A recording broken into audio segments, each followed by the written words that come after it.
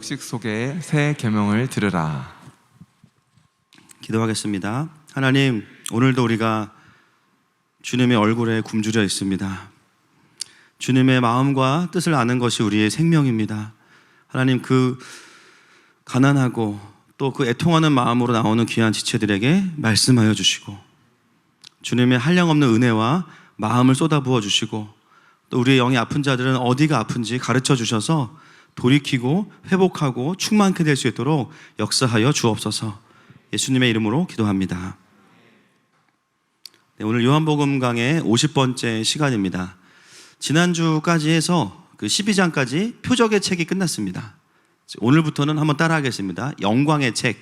영광의 책. 영광의 책이 이제 시작이 됩니다. 그래서 예수님의 아주 귀한 주옥 같은 메시지들과 또 십자가의 사건들이 이제는 쫙 펼쳐지는 이 부분이 13장부터 시작이 되는데, 그 첫 이야기가 오늘 우리가 읽은 6월절 성만찬에서의 사건입니다. 이 부분은 다른 복음서에도 다 기록이 되어 있습니다. 이 성만찬 사건은. 그런데 차이점이 하나가 있어요.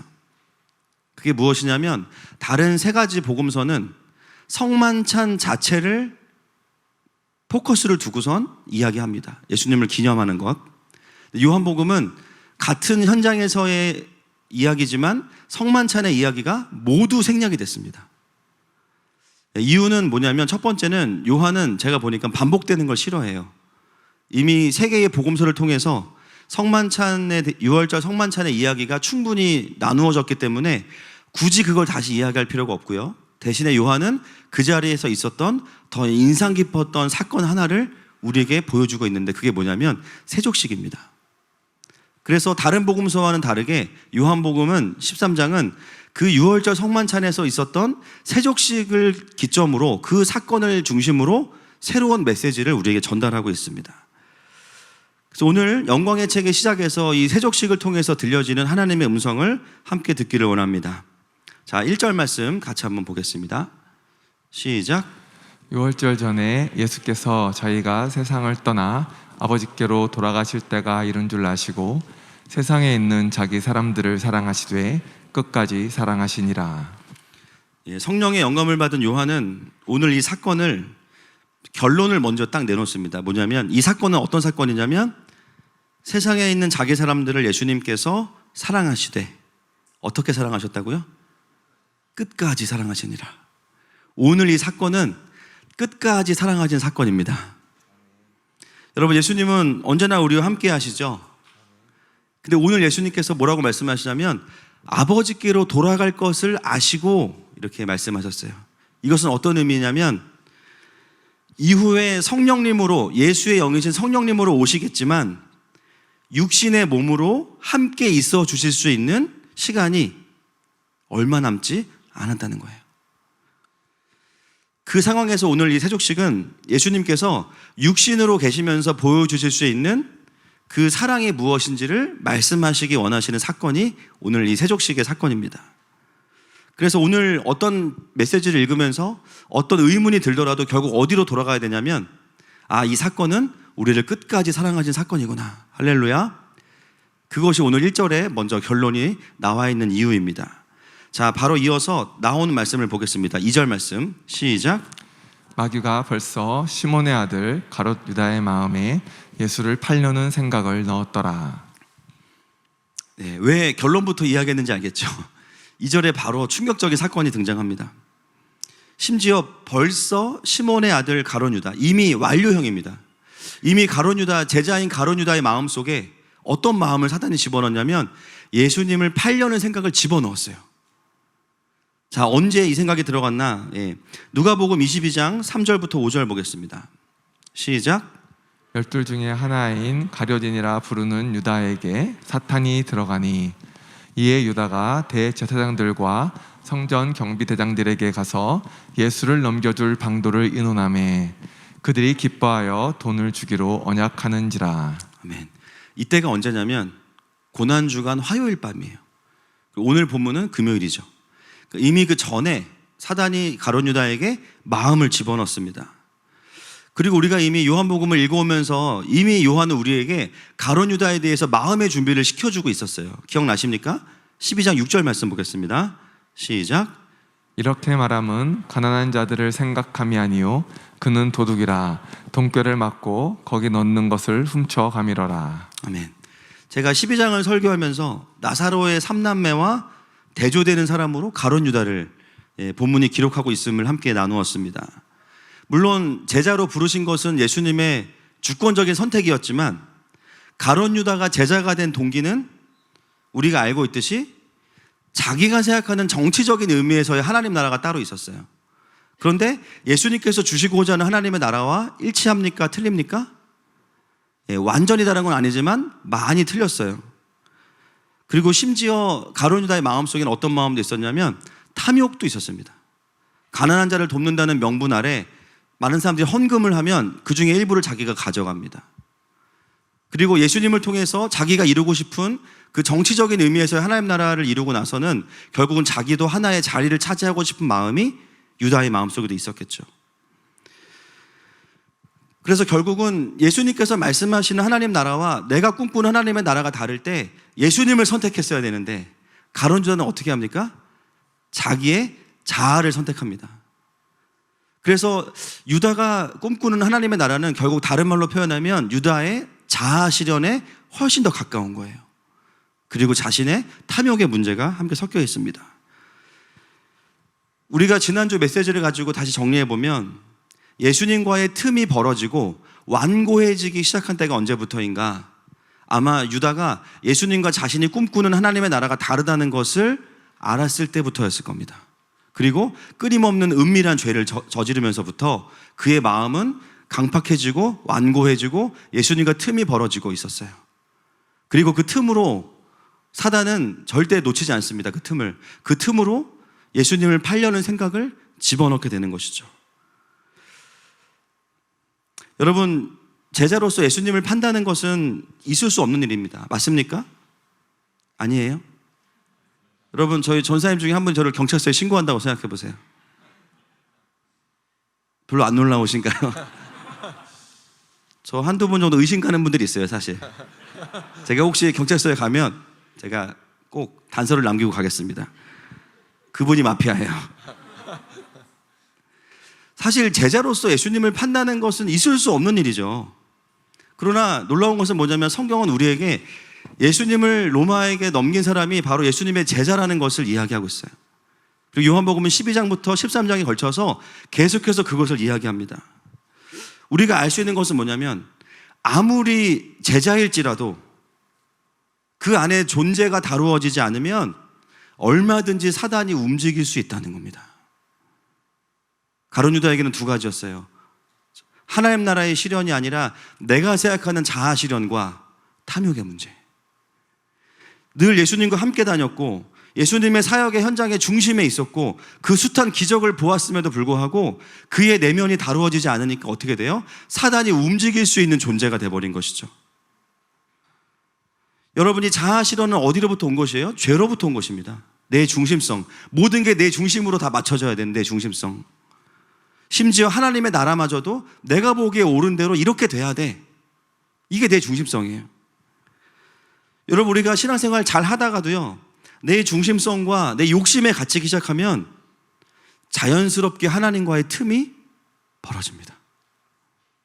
그리고 그 틈을 귀신이니까 귀신이 귀신같이 알아봅니다. 거기에 반드시 하나님 나라와 반대되는 메시지들을 심어서 우리의 마음을 움직여요. 여러분, 사단은 성령 충만하고 건강하게 잘 살고 있는데 와서 우리를 건들지 못합니다. 약간이라도 틈이 보이면 바로 달려옵니다. 그리고 우리를 조종하죠. 그래서 우리를 어떻게 행동하게 만드냐면 하나님 나라와 반대편에 서게 만들어서 내 예배도 무너지고 연합도 깨지고 나로 인해서 나도 무너질 뿐만 아니라 주변의 지체들도 실족하고 그리고 그 책임을 다 누가 지게 만들어요? 다시 내가 지게 만들어요. 고통과 상처로 우리를 또 묶습니다. 그게 원수들이 하는 것이죠. 어떻게 이것을 끊어낼 수 있습니까? 우리가 지난 2주 동안 나누었던 내용들입니다. 틈을 없애야 됩니다. 할렐루야. 여러분, 틈을 없애려면요 어떻게 해야 될까요? 자아 실현이 아니라 부르심을 따라가면서 성령 안에서의 영광스러운 자기 부인이 계속 있어야 돼요. 그리고 나를 선택하는 것이 아니라 내 마음을 선택하는 것이 아니라 모든 상황에서 하나님을 선택함으로 인해서 완고함이 아니라 마음이 계속 부드러워야 됩니다.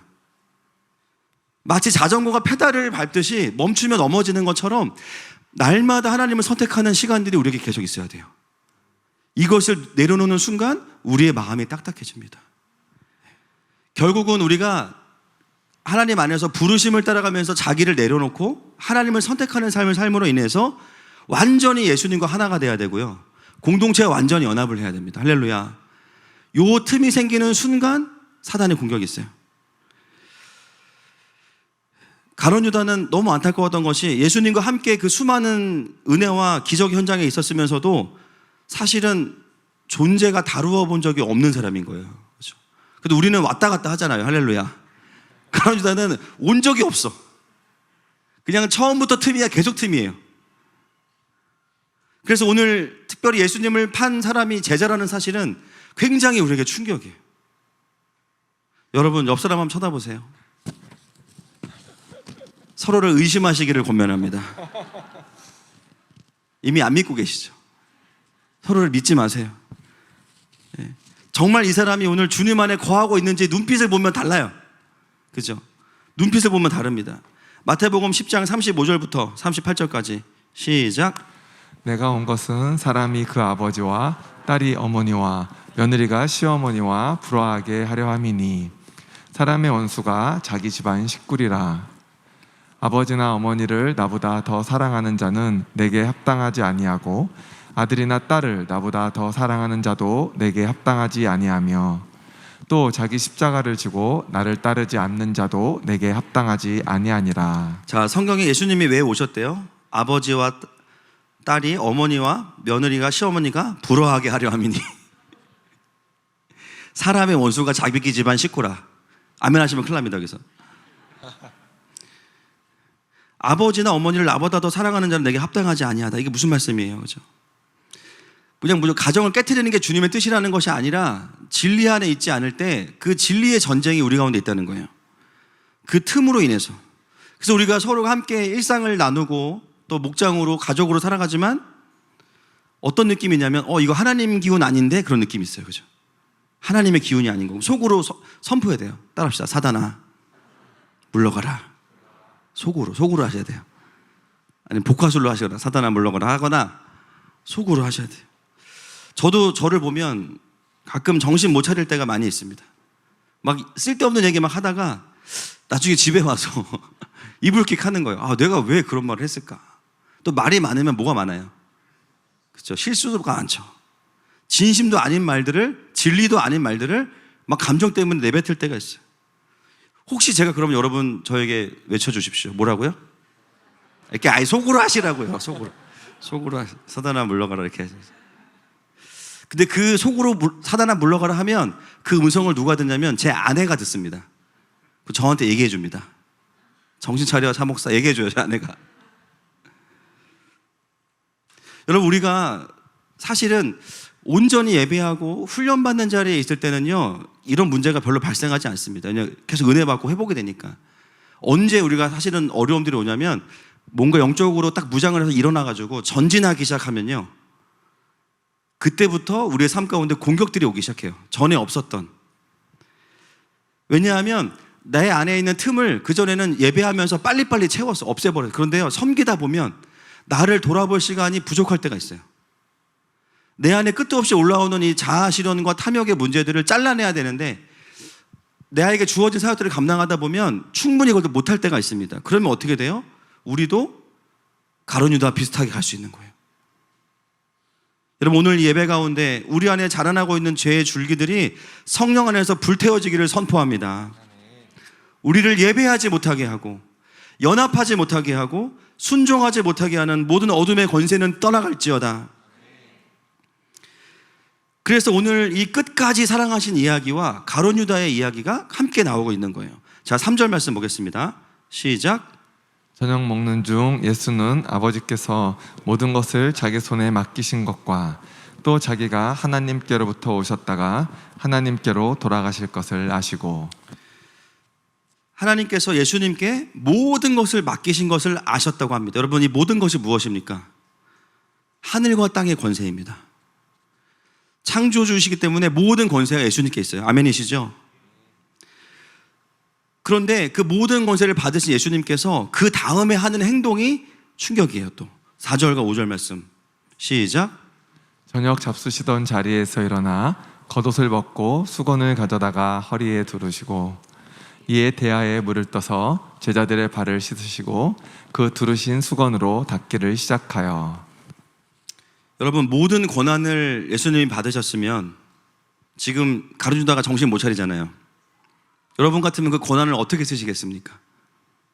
가룟유다를 거꾸로 매달거나 아침에 어떤 분이 죽여 막 그러시더라고요. 그거 너무 심한 거죠. 그냥 혼꾸녕을 내주시겠죠. 등짝 스매싱이나 정신 차리라고, 그거 아니라고. 근데 예수님은 유다를 혼내시는 게 아니라 갑자기 일어나셔서 겉옷을 벗으셨어요. 이게 뭐냐면요, 진짜로 세족식을 하시겠다는 거예요. 액션과 퍼포먼스가 아니라 진짜로 섬기시겠다는 거예요. 갑자기 일어나시더니 수건을 허리에 두르시고 제자들의 발을 한 사람씩 다 씻겨주시고 닦아주셨어요.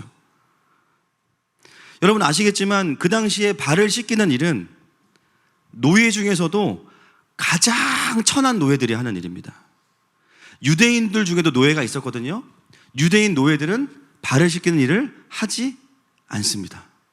그러니까 노예들 중에서도 이방인 노예 중에 가장 막내가 하는 일이 손님들이 발을 씻겨주는 일을 이 노예들이 했어요. 근데 모든 권세를 가지신 예수님께서 지금 그 일을 하고 계신 거예요.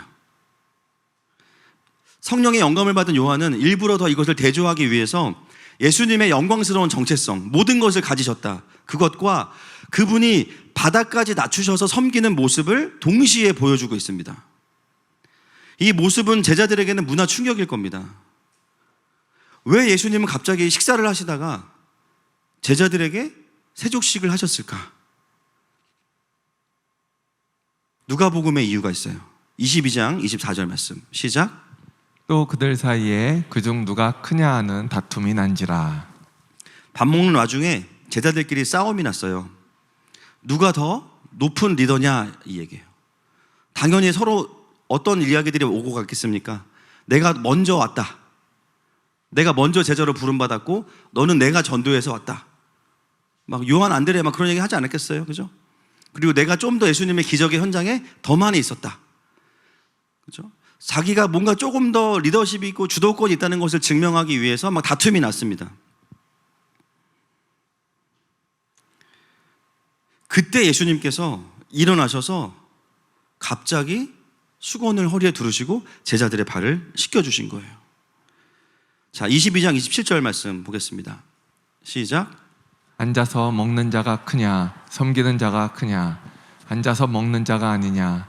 그러나 나는 섬기는 자로 너희 중에 있노라.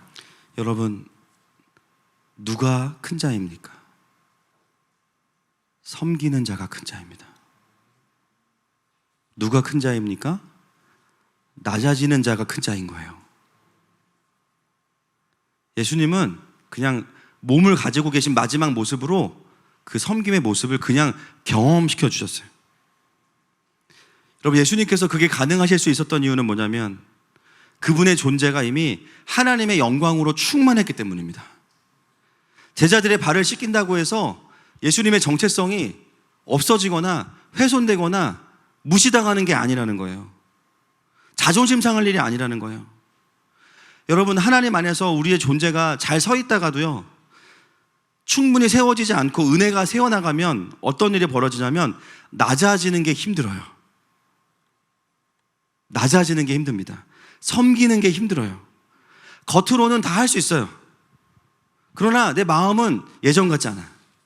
하던 일을 반복하는데 그 일 자체가 기쁨이 아니에요. 왜 내가 이런 일을 해야 되지?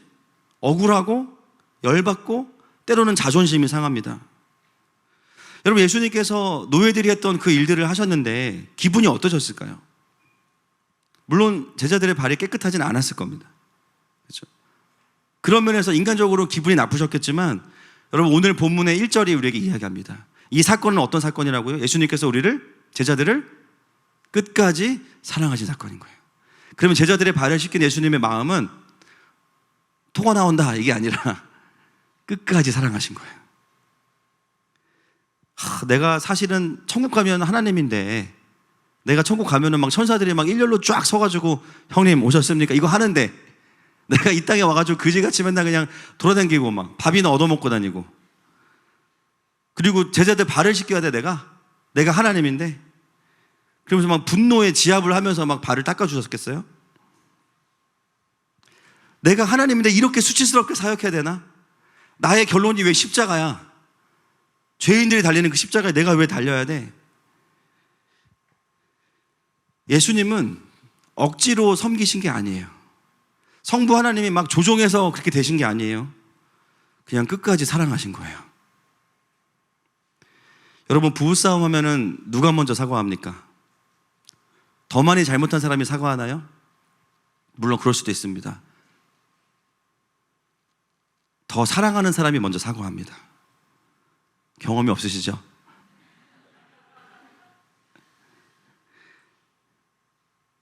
더 사랑하는 사람이 먼저 사과하는 거예요. 이번 주는 무효입니다. 이미 얘기했기 때문에. 먼저 사과하려고 서로 또 막, 내가 미안해 막. 이번 주 무효. 잊어버리고 다음 주부터 다시 이거는 시작이 되는 거예요. 잘못을 누가 했든 안 했든, 누가 크든 안 크든 그게 아니라 먼저 사과하는 사람이 더 사랑하는 거예요.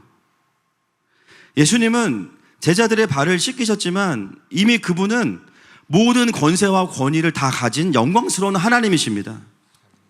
그래서 예수님께서 제자들의 발을 씻기는 일은 사람들이 말하기엔 천한 일이지만 천한 일이 아니에요. 그거는 사랑입니다. 그 일이 예수님의 존재를 결정하거나 예수님을 해석할 수 없는 거예요. 그래서 예수님은 자존심은 없으셨고요, 자존감은 충만하신 분이셨어요. 그래서 우리가 자존심과 자존감을 정확하게 구분할 수 있어야 됩니다. 자존심도 있고 자존감도 있는 게 아니라 이거는 약간 상반되는 개념이에요. 사실 영적으로 보면 자존감과 자존심은 반비례합니다. 은혜 받으면 뭐가 올라갈까요?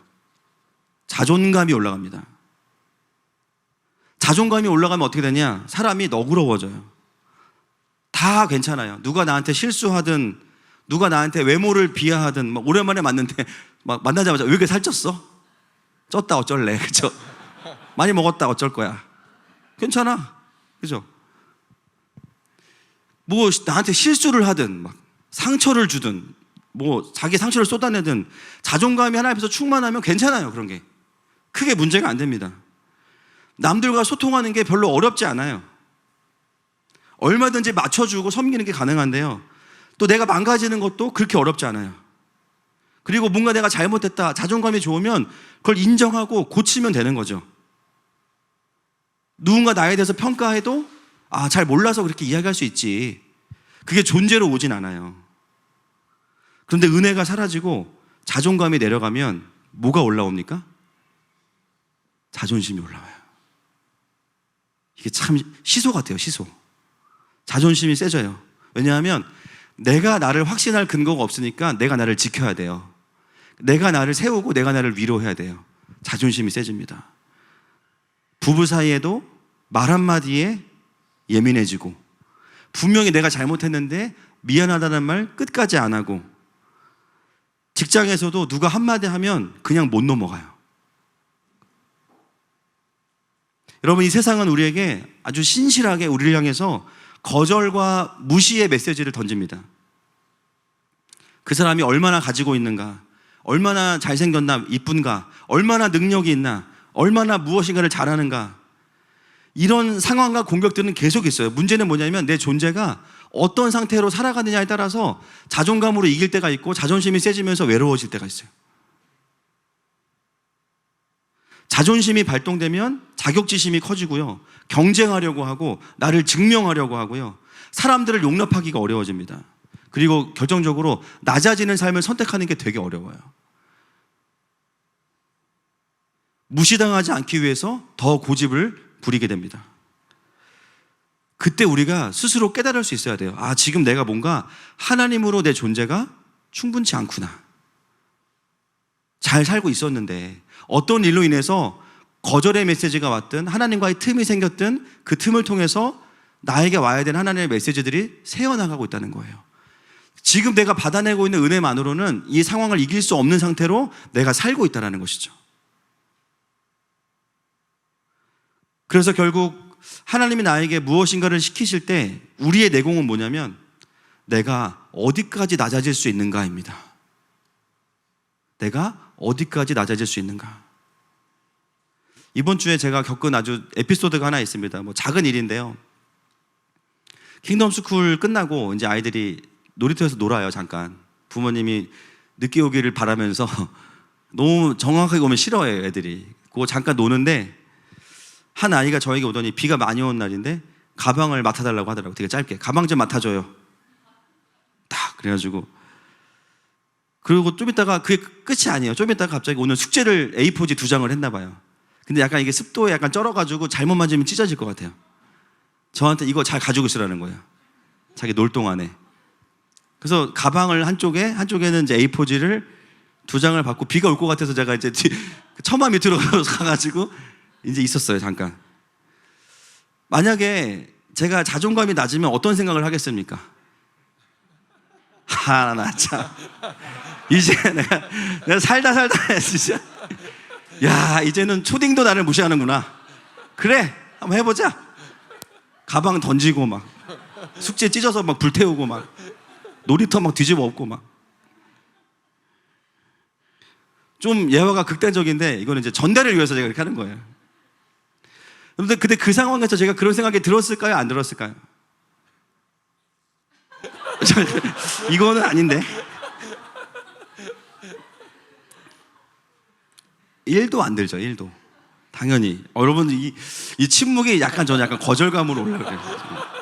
자존심을 세우려고 합니다. 제가 지금.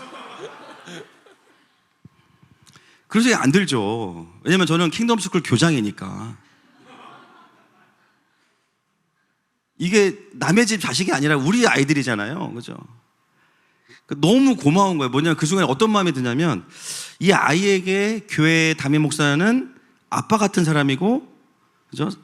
이 목사님은 내 가방을 뒤져보지 않을 것 같고 당근에 올리지 않을 것 같은 거야. 제가 믿고 맡길 수 있는 존재라는 게 전 너무 감사했고 그 숙제를 맡기게 너무 귀여웠어요.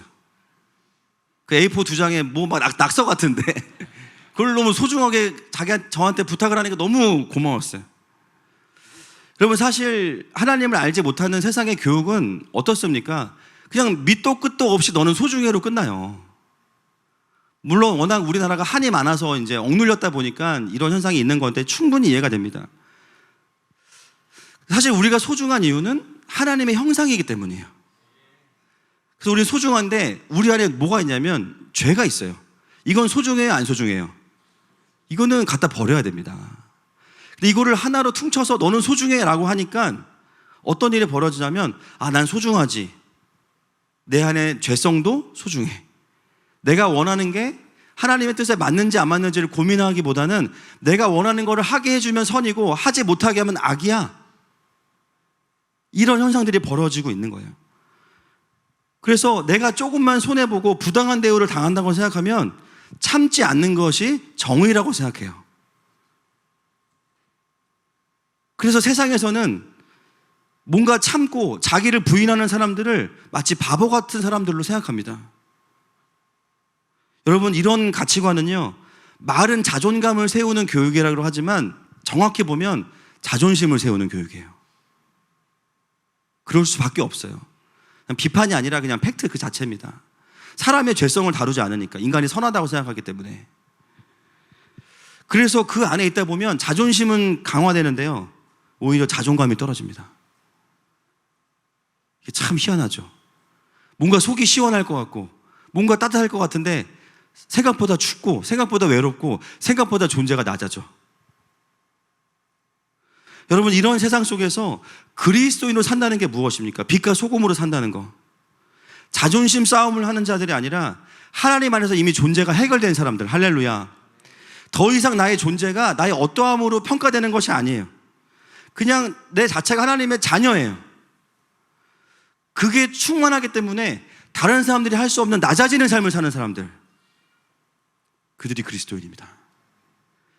그리고 그를 시켜서 하는 것이 아니라 기뻐서 하는 거예요. 여러분, 오늘 우리가 한 가지 적용하고 돌아봐야 될 게 뭐냐면, 나는 지금 요즘에 자존심으로 살아가는가 자존감으로 살아가는가를 점검하실 수 있기를 축복합니다. 여러분, 예수님이 이제 승천하시고 나면 육신의 모습으로는 안 오시기 때문에 본격적으로 복음을 들고 도시로 들어가야 되는 제자들에게 이걸 보여주시는 거예요. 사랑하는 나의 제자들아, 너희들이 복음을 전하기 위해서는 때로는 위험에 처하기도 하고, 때로는 밥을 굶기도 하고, 때로는 돈이 없어서 차비 없어서 걸어가야 될 때도 있고, 때로는 부당한 대우를 받아야 되고, 때로는 비난을 받아야 될 때도 있어. 그런데 그건 원래 그런 거야. 그것이 너의 존재를 해석하는 것이 아니야. 오히려 그것은 기쁜 것이고 영광스러운 거야. 고난이 올수록 기뻐하라. 환난이 올수록 기뻐하라. 여러분, 우리의 부르심은 나의 자존심을 세우는 것이 아니라 부르심의 자리에서 하나님 앞에 그냥 순종하는 것입니다. 여러분, 우리가 하는 일이요, 얼마나 세상에서 가치 있는지 사람들의 평가가 다 다르겠죠. 우리의 섬김이 다 모습이 다르겠죠. 그러나 중요한 것은 뭐냐면, 그 일을 하나님이 나에게 맡기셨다면 그 자체로 그 일을 하는 것이 소중한 것입니다. 다른 어떤 평가도 그것을 넘어갈 수 없는 거예요. 어떤 일을 하느냐가 나의 존재를 결정하는 것이 아니에요. 무슨 일을 하든지 주님께서 맡기신 일이라면 자존심이 아니라 그 일을 하는 것 자체가 나에게 자존감이 되는 거예요. 그리스도인의 존귀함은 이미 하나님의 형상으로 존귀한 것입니다. 고린도후서 4장 7절 말씀 보겠습니다. 시작. 우리가 이 보배를 질그릇에 가졌으니 이는 심히 큰 능력은 하나님께 있고 우리에게 있지 아니함을 알게 하려 함이라. 여기서 우리를 뭐라고 이야기합니까? 우리가 이 보배를 질그릇, 우리가 질그릇이죠. 그렇죠?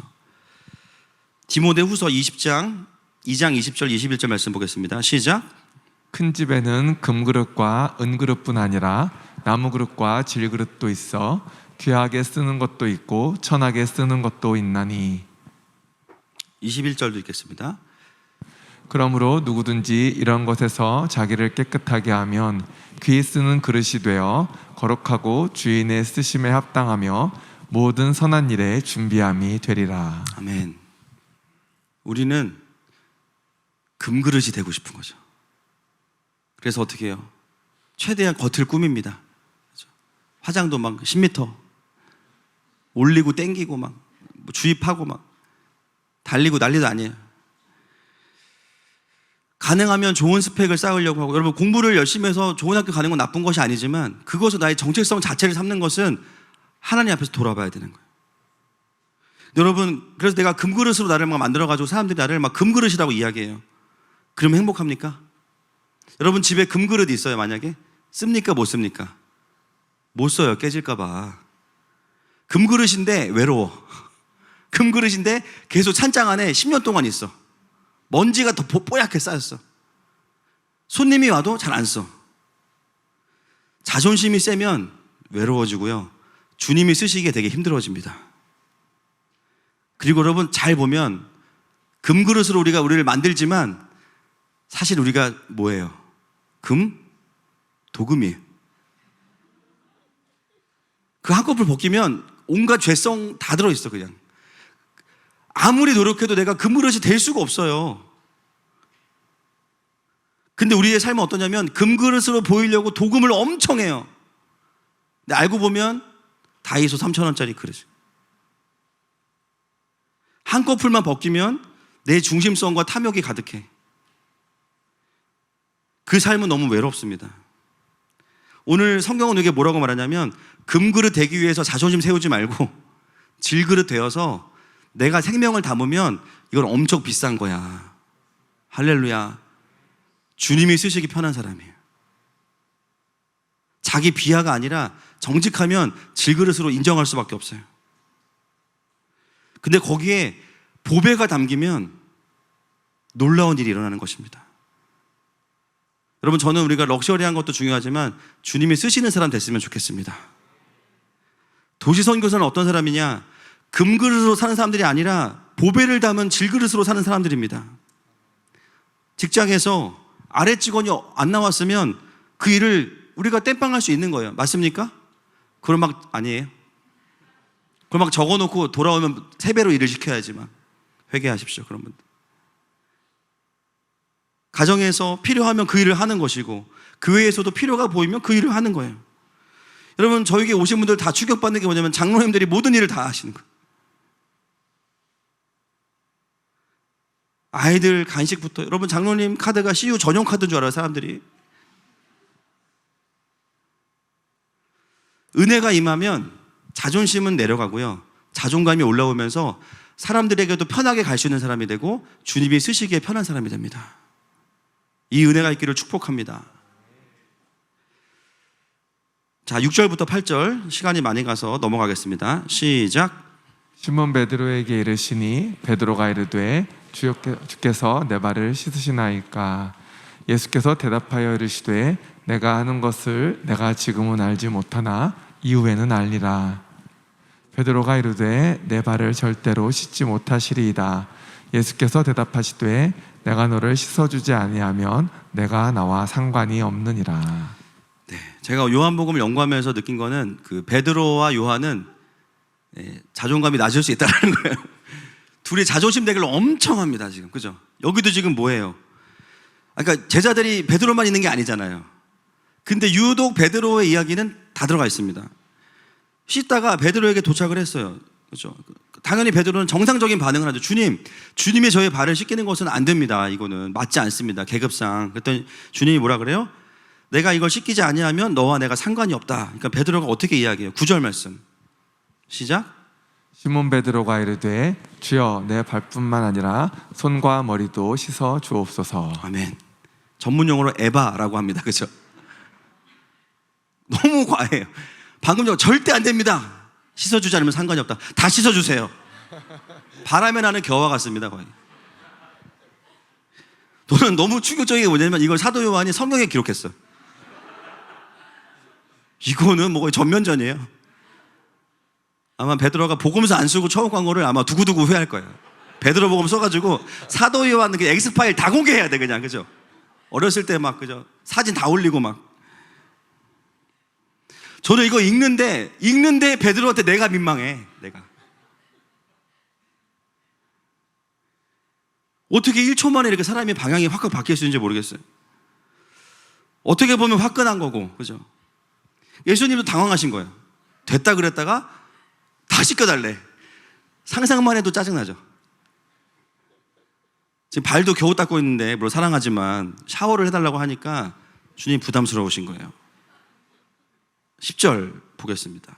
시작. 예수께서 이르시되 이미 목욕한 자는 발밖에 씻을 필요가 없느니라. 온몸이 깨끗하니라. 너희가 깨끗하나 다는 아니니라 하시니. 제가 볼 때 10절은 예수님의 강력한 애드립입니다. 이걸 어떡하지? 하는 순간 성령님이 깨닫게 해주신 거예요. 야, 다 목욕한 사람 발밖에 씻을 필요가 없어. 근데 이게 엄청난 신학적인 견해를 가지게 된 거예요. 여러분, 10절 말씀이 세족식의 새 계명에서 가장 중요한 포인트입니다. 우리는 이 10절을 잘 이해하고 있습니다. 예수님께서 발을 씻어주시는 이 퍼포먼스가 무엇을 의미하는가? 이미 구원받은 사람은 완전히 깨끗게 되었기 때문에, 할렐루야, 대신에 이 땅에 살면서 내 안에 죄성으로 인해서 저지를 수밖에 없는 그 발에 묻어있는 먼지와 같은 죄들은 그때그때 회개할 필요가 있다는 것이죠. 이것을 제자들에게 몸으로 경험시켜 주신 거예요.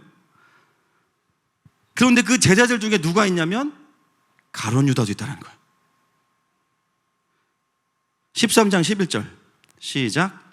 이는 자기를 팔 자가 누구인지 아심이라. 그러므로 다는 깨끗하지 아니하다 하시니라. 이 다는 깨끗하지 않다, 이게 누구냐면 가룟 유다죠. 여러분, 참 아이러니한 게 예수님은 가룟 유다가 마지막까지 돌이키지 않고 스스로 자기의 목숨을 끊을 것을 알고 계셨습니까? 모르고 계셨습니까? 당연히 알고 계셨습니다. 저는 항상 이런 게 되게 충돌이 나요. 어떻게 이게 가능하지? 나를 경찰서에 신고할 전도사님인 걸 알고서 내가 뽑는다. 이게 가능할까? 근데 오늘 사건은 어떤 사건이냐면 1절로 돌아가서 끝까지 사랑하신 사건. 아니 유다에게 이 계명이 적용되지도 않고 돌이켜지지도 않는데 대체 이 세족식을 왜 하신 걸까요? 13장 14절 15절 34절 35절 연결해서 읽겠습니다. 시작. 내가 주와 또는 선생이 되어 너희 발을 씻었으니 너희도 서로 발을 씻어주는 것이 옳으니라. 내가 너희에게 행한 것 같이 너희도 행하게 하려 하여 본을 보였노라. 새 계명을 너희에게 주노니 서로 사랑하라. 내가 너희를 사랑한 것 같이 너희도 서로 사랑하라. 너희가 서로 사랑하면 이로써 모든 사람이 너희가 내 제자인 줄 알리라. 이게 이제 새 계명인데 이것을 주신 의도가 있습니다. 말씀에 의도가 있어요. 여러분, 예수님의 발 씻음을 경험한 사람들, 어떤 의미냐고요? 그게 어떤 죄일지라도 예수님 앞에서 회개하고 거룩을 회복한 사람들을 너희도 서로 받아주라는 거예요. 그걸 제자 공동체에 새로운 계명으로 던지셨는데 거기엔 가룟 유다도 있는 거예요. 끝까지 유다를 기다리시는 하나님의 마음이죠. 결말을 알면서도 이거는 우리가 이해할 수 없어요, 사실은. 노아의 방주에 노아의 가족만 탈 걸 알면서도 엄청나게 질도록 하신 하나님, 이해할 수 없어요. 그것으로 인해서 결국 가룟 유다의 죽음은 사실은 자신의 전적인 죄책과 선택의 결과임이 또 드러났어요. 그러면 이 세족식과 이 새 계명은 실패한 것이냐? 여러분, 요한복음 13장에 참 희한한 구조입니다. 세족식의 이야기가 나오면서 가룟 유다의 이야기, 베드로의 이야기, 가룟 유다의 이야기, 마지막에 누구의 이야기냐? 베드로의 이야기예요. 자, 마지막 13장 36절부터 38절 보겠습니다. 시작. 시몬 베드로가 이르되 주여 어디로 가시나이까? 예수께서 대답하시되 내가 가는 곳에 내가 지금은 따라올 수 없으나 후에는 따라오리라. 베드로가 이르되 주여 내가 지금은 어찌하여 따라갈 수 없나이까? 주를 위하여 내 목숨을 버리겠나이다. 예수께서 대답하시되 내가 나를 위하여 내 목숨을 버리겠느냐? 내가 진실로 진실로 내게 이르노니 다 굴기 전에 내가 3번 나를 부인하리라. 네.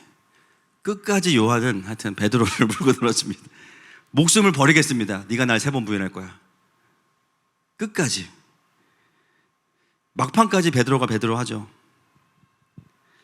가룟 유다의 배신의 이야기도 물론 엄청난 배신이지만 사실 베드로의 배신도 엄청난 배신이에요. 가룟 유다는 처음부터 그랬죠. 베드로는 아니라고 막 그러다가 시끄럽게 배신하잖아요. 조용히 배신하잖아요. 가룟 유다는 밤에 가서 몰래 소탁소탁 해가지고 예수님 팔아넘기고, 베드로는 다 주를 버릴지어정 저는 주를 따르겠습니다. 네가 나를 3번 부인하리라. 너무 선이 굵어. 여러분, 이 새 계명이 제자들에게 선포가 되었는데요, 가룟 유다에게는 누려지지 않아요. 근데 누구에게는 이것이 적용되어집니까? 맞아요. 베드로에게는 적용된 거예요. 베드로 또한 가룟 유다가 못지않은 실수와 죄를 범했어요. 그러나 자신의 죄를 인정하고 뉘우치고 돌이켰을 때 이 제자 공동체는 그 베드로를 용납하고 함께 계속해서 하나님 나라의 사역을 이어갑니다. 오늘 이 새 계명은 우리에게 이 메시지를 전하고 있는 거예요. 교회란 어떤 곳이냐? 가룟 유다도 있고 베드로도 있어요. 교회란 어떤 곳이냐? 누가 가룟 유다지? 이걸 찾는 곳이 아니에요. 설령 그 사람이 절대 돌이키지 않을 것처럼 보여도 끝까지 그냥 기다리는 거예요. 알고 계시는 예수님도 기다리셨는데 우리는 어떻게 안다고 우리가 포기하겠습니까? 대신에 중요한 게 있어요. 그가 반드시 예수님께 씻김을 받아야 됩니다. 그냥 무조건적인 포용은 아니라는 거예요. 요한일서 1장 9절 말씀 보겠습니다. 시작. 만일 우리가 우리 죄를 자백하면 그는 미쁘시고 의로우사 우리 죄를 사하시며 우리를 모든 불의에서 깨끗하게 하실 것이요. 아멘. 여러분, 교회는 어떤 곳입니까? 자신이 죄인임을 아는 자들이 오는 곳입니다. 그럼 의인이 있냐? 없어요. 그렇죠? 죄인임을 자각한 사람들이 오는 거예요. 그러니까 저분들도 다 오셔야 돼요. 밖에 있는 분들도. 그러나 죄인들이 와서 그 죄를 그냥 용인하고 무조건적인 포용하는 것이 아니라, 또는 반대로 죄가 있지만 거룩한 척하는 것도 아니에요. 교회는 어떤 곳이냐? 그 죄가 하나님 앞에서 드러나야 되고 정직하게 인정이 돼야 되고 그 죄를 씻기시는 예수님이 계신 곳이 교회입니다. 교회에 오면 두 가지가 보이는 거예요. 사람들의 발에 묻어있는 죄가 보이고요, 한쪽에서는 그 죄를 씻으시는 예수님이 보여야 되고요, 또 한쪽에서는 씻김을 받고 경배하는 사람들이 보이는 거예요. 사람들은 발에 있는 먼지를 보면서 교회는 썩었다고 이야기해요. 예수님은 보지 않으니까. 진짜 예수님 만나고 경배하는 사람들을 보고 삶이 바뀌어서 다른 사람들을 품어가는 사람들을 보면 주님이 계신 것이 보입니다. 그래서 교회에 오면요, 우리가 다 죄가 드러나는데 어느 순간 이 사람도 씻김을 받고 있고 저 사람도 씻김을 받고 있고 이 사람도 씻김을 받고 있어요. 그리고 나도 씻김을 받았어요. 모두가 다 씻김을 받았기 때문에 누구도 의롭다고 할 수 없는 것이 교회이지만 은혜가 가득한 것이 교회입니다. 그것이 그리스도의 몸이에요. 오늘 이 새 계명은 어떤 휴머니스트들이 말하는 그런 의미의 포용과는 좀 달라요. 예수님께 씻김을 받은 자들만이 끝까지 사랑할 수 있습니다. 사람의 따뜻함으로는요, 한계가 있어요. 동의하십니까? 여러분, 왜 마지막 때에 불법이 성하고 사랑이 식어진다고 이야기합니까? 복음에 기반한 사랑이 아니라 사람이 사람을 사랑하기 때문입니다. 사람은 사람을 온전히 사랑할 수 없어요. 결국은 씻김을 받은 자들이 그 은혜를 가지고 또 사랑하다가 유효기간이 있어요. 또 내 발에 먼지가 묻으면 또 은혜와 용납을 경험하고 또 사랑해. 그러면 멀리서 보면 이거는 끝까지 사랑하는 거예요. 사람의 힘이 아니라. 그래서 교회는 내가 그 은혜를 경험했기 때문에 설령 그가 영원히 돌아오지 않을 거라고 느껴진다 할지라도 포기하지 않는 것이 교회입니다. 그리고 아무리 큰 죄악일지라도 그가 공동체 안에서 십자가 앞에서 그 죄를 고백하고 미쁘신 주님께 씻김을 받았다면 우리는 그를 정죄할 수 없습니다. 그를 안아주는 곳이 교회입니다. 함께 다시 부르심의 자리를 회복시켜주는 곳이 교회입니다.